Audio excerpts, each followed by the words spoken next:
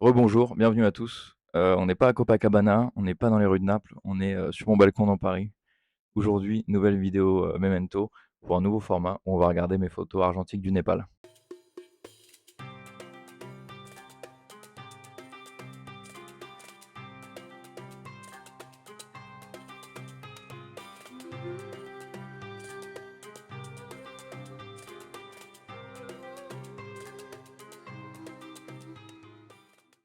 Alors pour ce voyage, j'étais accompagné de mon fidèle compagnon, un Minolta SRT 101 et son record 58 mm qui ouvre à 1.4.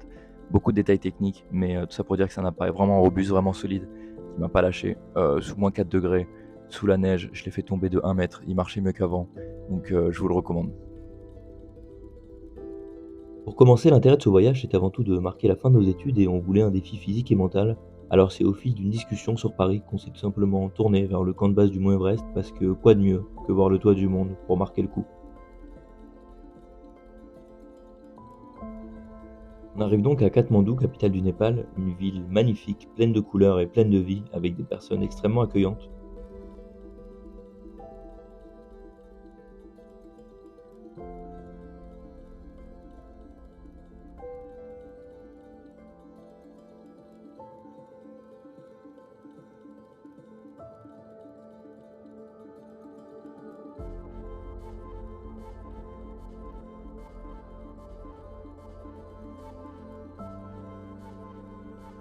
Katmandou, c'est aussi une ville chaotique, qui stimule tous nos sens, ça crie, ça cuisine, on vous klaxonne, on vous arrête pour vous vendre tout un tas de choses, et on menace de se faire écraser à chaque instant.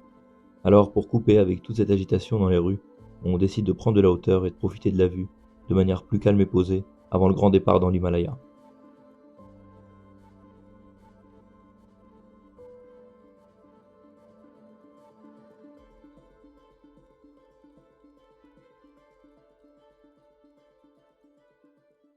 Alors le lendemain, lever 5 heures, on dort pas beaucoup parce que c'est le début du voyage et on s'apprête à marcher 130 km en direction du camp de base du Mont Everest. Il est situé d'ailleurs à 5300 mètres d'altitude, ce qui est vraiment énorme pour nous Parisiens. Et cette photo, elle est pleine de tension parce que le voyage, il commence par, paraît-il, l'aéroport le plus dangereux du monde, l'aéroport Tenzing Hilari. En gros, sa particularité, c'est qu'il est niché en haut des montagnes, il est en pente et quand on décolle, on a vraiment l'impression de se jeter dans le vide, dans le creux de la vallée. Et il est sujet d'ailleurs à tous les caprices de la météo. Donc c'est assez courant d'attendre plusieurs heures, voire plusieurs jours avant de pouvoir décoller.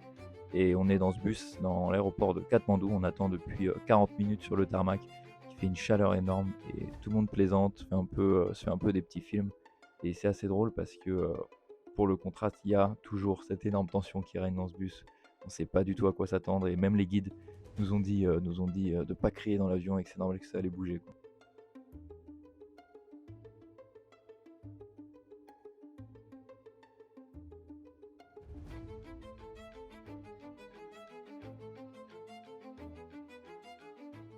Bien arrivé à l'aéroport Tenzing Hilari de Lukla en un seul morceau.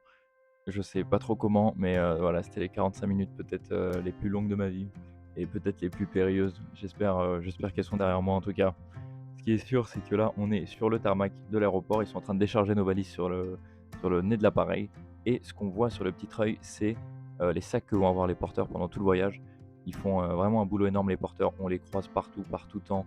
Vraiment, ils portent des charges absolument folles. Ça peut porter jusqu'à 100 kilos un porteur, dites-vous. Ça peut même porter. C'était un des porteurs de notre expédition qui avait déjà porté une cliente sur son dos. Donc pour vous dire, c'est vraiment des machines. C'est vraiment surhumain ce qu'ils font. Et voilà, félicitations à eux. Je les remercierai jamais assez d'ailleurs parce que ce qu'ils ont fait, c'est vraiment énorme.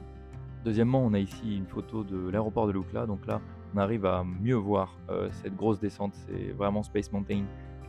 À la fin, on a un petit moment aussi où on sent qu'on retombe un peu.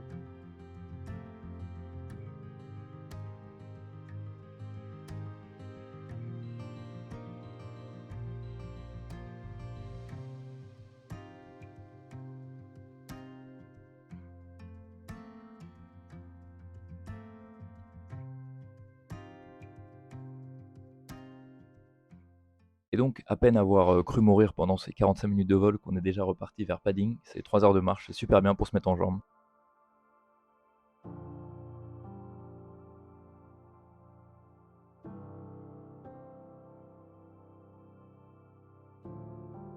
Sur la route, on croise tout un tas de petits villages, dont un particulièrement qui était rempli de mantras. Les mantras, c'est ces écritures blanches sur fond noir, et généralement, c'est des prières ou des invocations religieuses. Et ce qu'il faut faire lorsqu'on croise un, un rocher avec des mantras écrits dessus au milieu de la route, et qu'on a un chemin à droite et un chemin à gauche, il faut toujours passer par la droite, parce que dans la religion hindoue-bouddhiste, la droite c'est le côté du bien et la gauche c'est le côté du mal. Et autre spécificité, ils inversent la gauche et la droite. Donc lorsque notre guide dit qu'on passe à droite, c'est notre gauche à nous, Européens. Voilà, c'était un peu compliqué au début, mais on s'y fait. Autre spécificité du voyage, c'est le nombre de ponts suspendus qu'on va rencontrer, qui est tout simplement impressionnant. C'était une de mes parties préférées, même si j'ignore la date de la dernière intervention de l'équipe technique sur ce genre de pont. Mais on sent que vraiment chaque pas fait bouger le pont de long en large.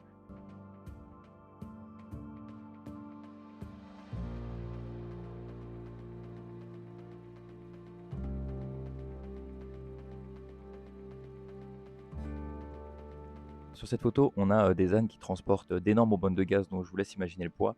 Et au-delà du caractère pénible de la chose, c'est surtout une photo qui est témoin du défi logistique de la région du Solo-Kombu, la région de l'Everest, puisqu'il n'y a pas forcément de route. Et pour acheminer des marchandises d'un point A à un point B, c'est généralement à dos d'animal ou à dos de Sherpa. Et c'est assez impressionnant de les croiser à chaque fois.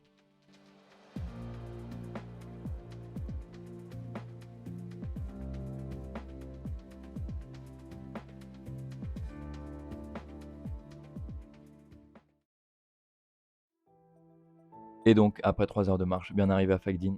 Alors Fagdin, c'est le petit village qu'on voit en contrebas à gauche, et il était aussi derrière moi, donc il est sur les deux flancs de la rivière. J'en ai profité pour faire un petit peu de street photo. On a ce berger avec ses petites chèvres et son petit maillot du Real de Madrid. Je trouvais ça assez sympa. Et on a ces deux photos de la montagne qui montrent à quel point la météo elle change du tout au tout. C'est toujours spectaculaire à voir dans la région de l'Everest, comment en 5 minutes tout peut changer. On peut passer d'un risque de pluie à vraiment plein soleil. Le lendemain, levé 6 heures, on part direction Namche Bazar, c'est à 8 heures de marche. Et sur la route, on prend une petite photo d'une montagne que je trouve assez sympathique, qui n'est pas non plus très haute. Pour eux c'est ce qu'ils appelaient a hill, c'est pas non plus une mountain.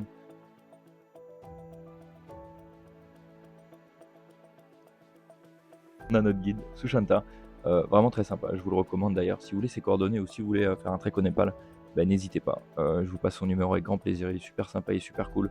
Il nous laissait vraiment prendre le temps de parler avec tout le monde, faire des photos, faire des petits plans vidéo, super. Ça c'est notre guide, Hori, super pareil, vraiment super sympa, on a bien rigolé avec lui. Et c'était vraiment une dream team, une super équipe, on s'est pas ennuyé une seule fois.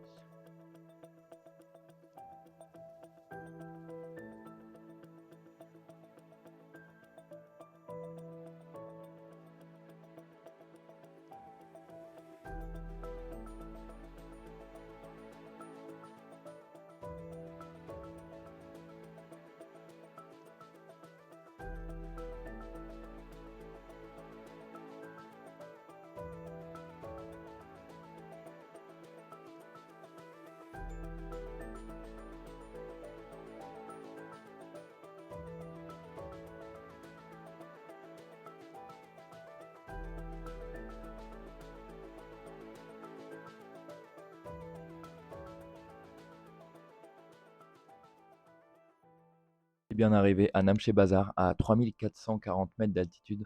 Alors Namche Bazar, c'est le dernier bout de civilisation avant le camp de base de l'Everest, donc c'est la dernière fois qu'on peut avoir du Wi-Fi, acheter de l'équipement ou encore prendre une douche chaude, et il faut vraiment en profiter. Et moi, ce que j'ai beaucoup aimé avec Namche, c'est sa vibe un petit peu perdue au-dessus des nuages. On se croirait dans un film de Miyazaki. Donc je dirais que c'est une des villes que j'ai trouvé la plus spectaculaire du voyage.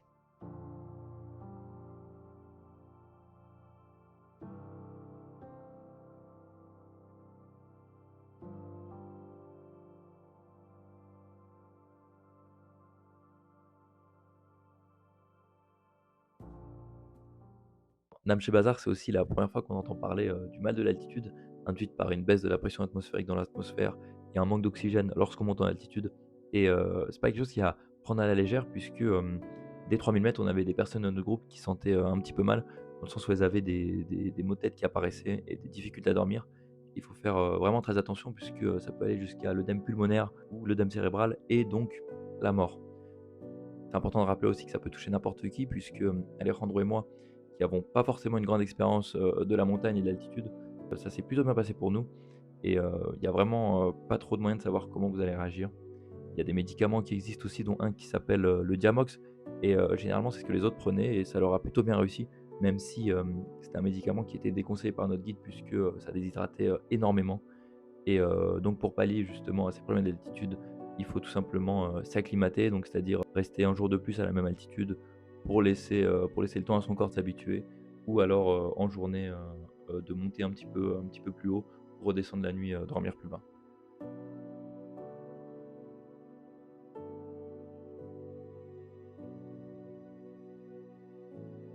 Et donc toujours dans cette optique d'acclimatation, on est parti, le lendemain à l'hôtel Everest View à 3 800 pour descendre, plus tard à Namche Bazar à 3 400. Et pendant la montée, on a rencontré le Sagarmatha Next, donc Sagarmatha étant le nom d'Everest en népalais, qui lutte, pour le recyclage des déchets sur la route de l'Everest. Et là-bas, on a rencontré, Tommy Gustafsson, le fondateur de la structure, dont, voici son portrait qu'il a gentiment accepté. Et c'est un Suédois qui est venu dans les années 80 au Népal et qui a gravi plusieurs montagnes et plusieurs 8000, dont, 2 tentatives de l'Everest. Et il a été témoin de tout ce désastre écologique, dans la région. Et aujourd'hui avec son asso, il propose sur la base du volontariat que, les trekkers redescendent avec des sacs de déchets à Lukla. On a aussi parlé des problèmes d'embouteillage, sur le mont Everest, et je le rejoins sur une idée qu'il a eue, qui serait de mettre, des prérequis pour gravir le toit du monde, comme notamment plusieurs sommets, à gravir au préalable, dont certains au Népal, ce qui profiterait encore plus à la région, tout en fluidifiant le trafic. Mais comme il le disait, c'est un business tellement énorme et tellement rentable que, ça paraît compliqué. Et après ça, on est arrivé à l'hôtel Everest View et là, pas de chance, le mont Everest, était encore bien caché sous une épaisse couche de nuages, donc on n'a pas réussi à l'apercevoir, complètement. Et donc le lendemain, c'est reparti, direction Tengboche à 6 heures de marche. Et sur le chemin, on croise encore des paysages magnifiques avec des vallées verdoyantes à perte de vue.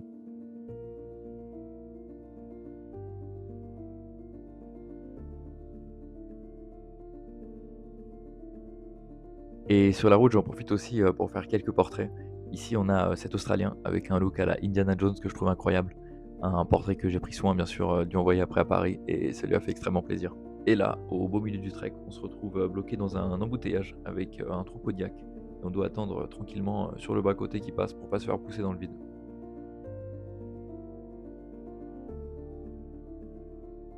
Et après une montée des plus interminables, on arrive enfin à Tengboche, à 3 867 mètres d'altitude.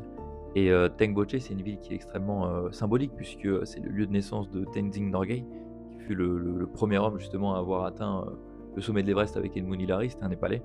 Et c'est aussi un monastère qui est un des plus grands de la région et aussi un des plus importants. Alors malheureusement, on n'a pas pu prendre de photos à l'intérieur. Et Tengboche, c'est aussi, la première fois qu'on doit payer pour prendre une douche chaude ou encore, avoir de l'électricité, et on sent vraiment que l'aventure commence maintenant.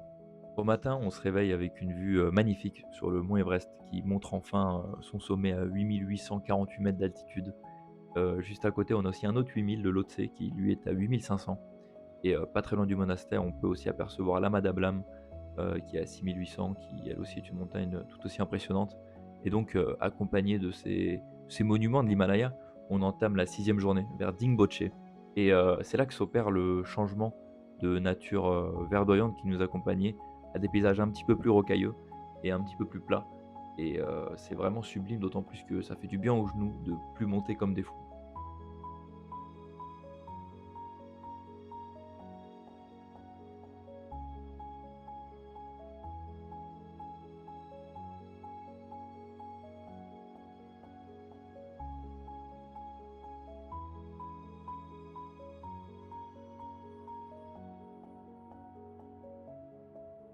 Et encore une fois, plus on monte et plus les ressources se font rares, et notamment l'électricité.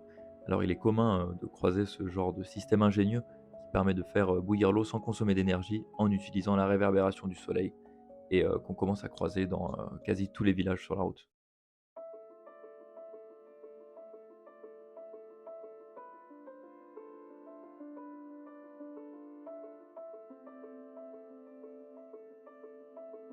Au fil des pas, on s'enfonce dans un brouillard à couper au couteau pour finalement arriver à Dingboche, épuisé en dépassant la barre des 4 000 mètres d'altitude. Et le village est enveloppé dans cette épaisse brume mystérieuse qui renforce le côté hostile de l'environnement dans lequel on s'aventure chaque jour. Le soir, on n'a pas trop de soucis avec l'altitude, si ce n'est un léger mal de tête pour moi. mais on essaie vraiment de boire énormément, manger ou de prendre du repos dès que possible.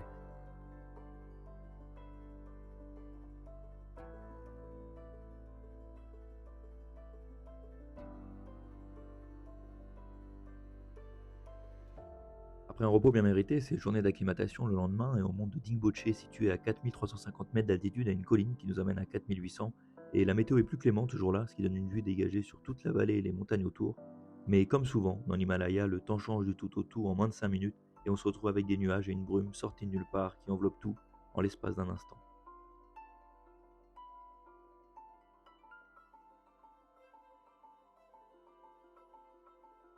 Après une bonne nuit de sommeil et un bon petit déjeuner, on y retourne direction Lobuche, l'avant-dernière étape avant le base camp. Et je dirais que c'était ma journée préférée puisque déjà au réveil le temps est dégagé et on marche avec des chiens sur la route qui nous suivent, le tout dans des paysages de montagne magnifiques et des plaines sublimes.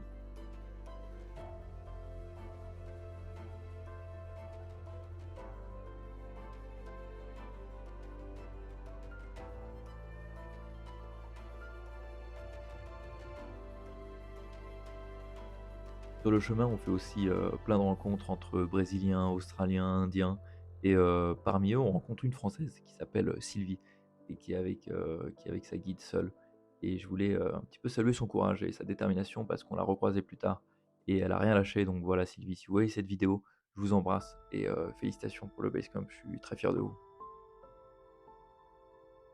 Et puis la route reprend entre les torrents, les yaks, les chevaux.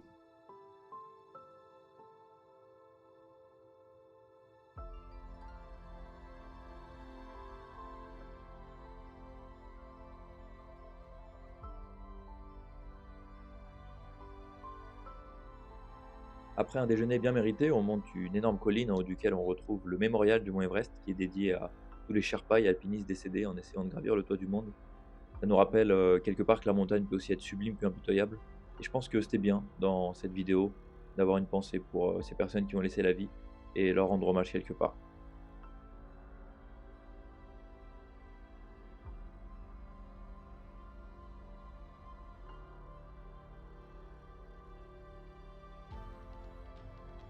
Après quelques heures de marche, on arrive enfin à Lobuche, à 4910 mètres d'altitude. Et plus on monte, moins on dort. Alors on grappille quelques heures de sommeil pour enfin se réveiller le jour du base camp. On se met donc en marche sous une neige glaciale dès 6h30 du matin et qui va nous accompagner tout le reste de la journée.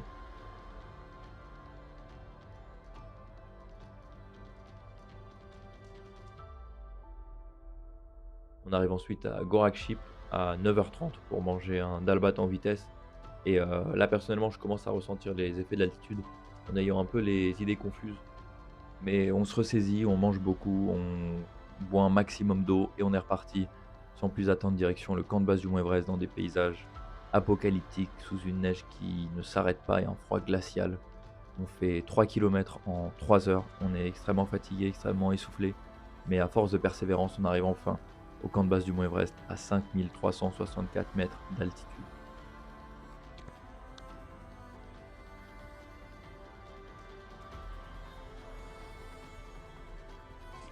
En direct du base camp. Voilà, on l'a fait. On lâche rien et je vous embrasse. Voilà ma photo préférée du voyage avec Sushan, notre guide, Alejandro et Holly, notre porteur. Et ce trek, c'est avant tout un accomplissement qui s'aborde en équipe et même dans les mauvais moments, on a toujours continué à rigoler et à s'entraider. Je pense que c'est ce qui nous a et c'est ce qui m'a permis d'atteindre ce camp de base de la plus haute montagne du monde et je voudrais les remercier tous les trois parce que ça n'aurait pas été possible sans eux. Voilà, merci beaucoup les gars, je vous aime.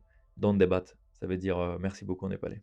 Pour parler du Basecamp, c'est vraiment un endroit impressionnant, avec un décor dantesque où on sent que la vie est pas vraiment compatible avec ce genre d'atmosphère. C'était courant d'entendre des craquements d'avalanche ou des chutes de pierres, avec notre guide qui nous disait de pas trop traîner. Mais le caractère légendaire de ce lieu, point de départ de la plupart des expéditions vers le toit du monde, rajoute quand même une atmosphère vraiment mystique à ce petit endroit au milieu de nulle part.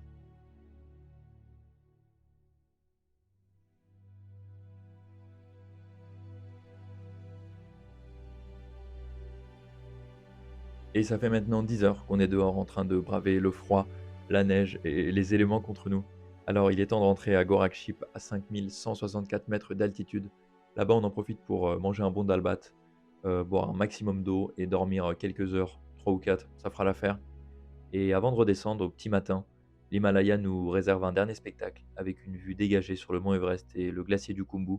Je vous laisse voir par vous-même.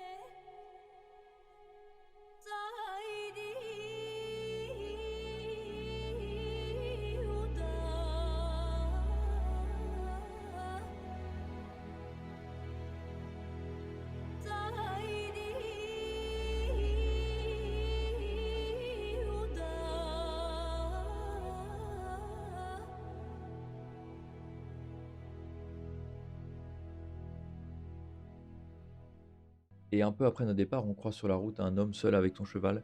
Et c'est à ce moment-là que je vais prendre une de mes photos les plus emblématiques du voyage avec mon Minolta.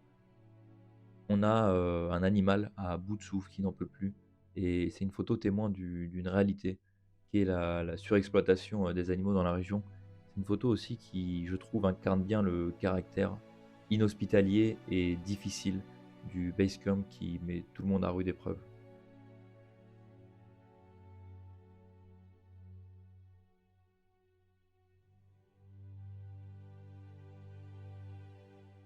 Et on se remet en route dans le sens du retour. On a 3 jours jusqu'à Lukla à faire.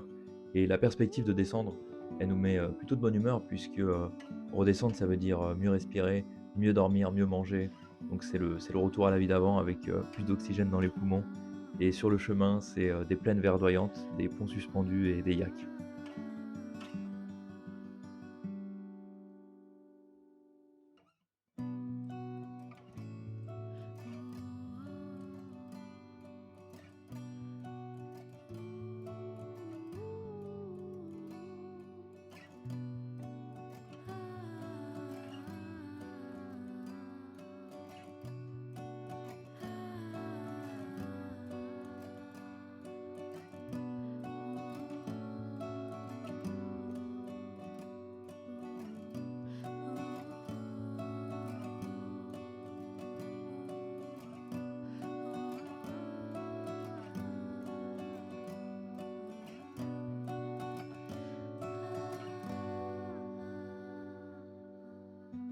Sur le retour, j'en profite aussi pour faire quelques photos portraits. Ici, on a Rob et Jess, un couple de jeunes Sud-Africains qu'on a rencontrés au monastère, extrêmement mignons. On n'a pas arrêté de les voir jusqu'à la fin de l'aventure. On a ensuite Elisa et Francesco, un couple de jeunes Italiens en lune de miel qu'on a rencontré pour la première fois à Dengoche, extrêmement sympathique aussi. Et là, on a notre ami hawaïen, Andrew, qu'on a rencontré sur la route de Namche Bazaar au retour et qui nous a même offert des coquillages. Et c'est un peu cliché, mais c'est aussi ça le trek du camp de base de l'Everest, c'est beaucoup de rencontres.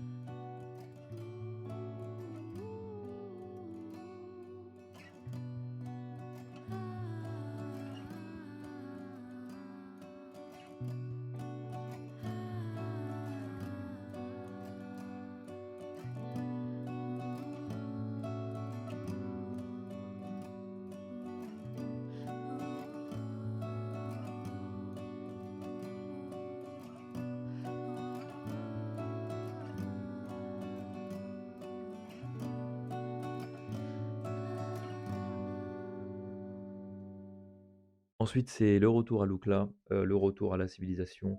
Mais avant, il faut forcément passer l'étape du vol. La première mauvaise nouvelle de la journée du retour, c'est que on devait décoller à 6 heures. Au final, à cause des conditions météo et des nuages en bout de piste, il n'y avait aucun vol qui pouvait décoller. On a dû attendre midi pour pouvoir enfin quitter Lukla. Et je pense que c'était le vol le plus terrifiant de ma vie. Je me suis levé de 30 cm sur ma chaise. Et en me retournant, j'ai vu que même l'hôtesse de l'air ne rigolait plus. J'ai cru mourir à 2 reprises, je le dis. Mais voilà, Dieu merci, ça s'est bien passé. On est tous rentrés à Katmandou sains et saufs, de retour à la civilisation maintenant, puisqu'on peut prendre des douches, charger nos téléphones, manger tranquillement. Et ça n'a pas de prix.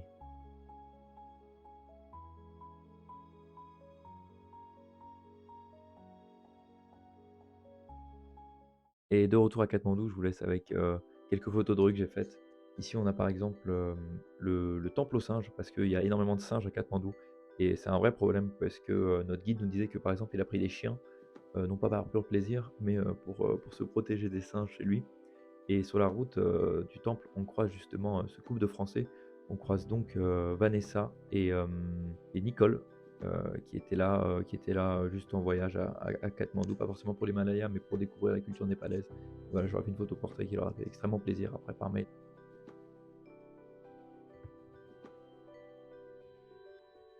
Et je vous laisse maintenant avec quelques photos de rue de Katmandou.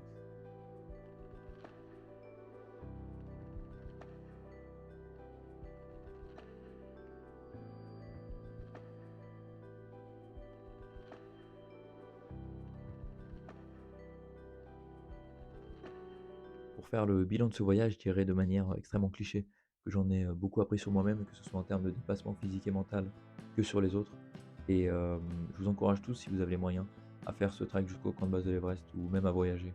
Et si vous avez des questions sur le trek du camp de base de l'Everest, n'hésitez pas à me les poser en commentaire, je me ferai un plaisir d'y répondre. N'hésitez pas aussi à me suivre. J'ai une page Instagram où je poste des photos, et notamment celle du Népal, donc Ryan Aid on Film. N'hésitez pas aussi à suivre tous les réseaux Memento Media Project, parce qu'on poste une vidéo tous les ans, c'est le nouveau rythme, mais on va essayer de travailler dessus avec peut-être plus de moyens, plus de tout. Voilà, on va essayer de sortir des vidéos plus souvent, mais voilà, je le dis tout le temps. En tout cas, j'espère que ça vous a plu, et prenez soin de vous, je vous embrasse.